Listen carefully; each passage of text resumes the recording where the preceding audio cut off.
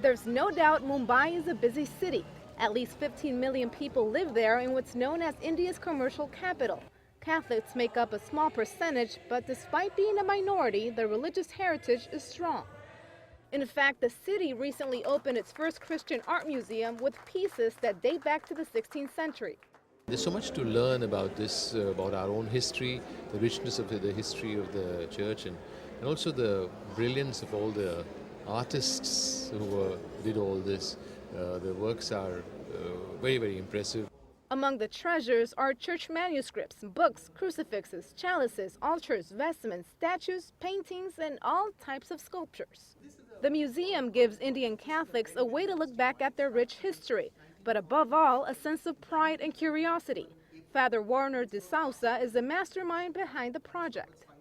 We realized that we were losing a lot of wonderful pieces that were lying around the place, and they weren't really being restored.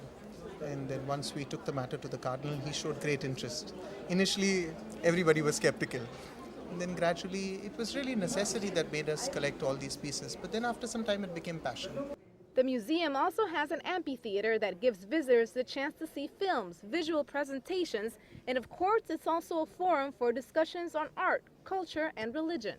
This wall features a timeline of the church, which draws parallels between the origins of Christianity in Mumbai when compared to the world at large. The team is also hoping to modernize it a little bit.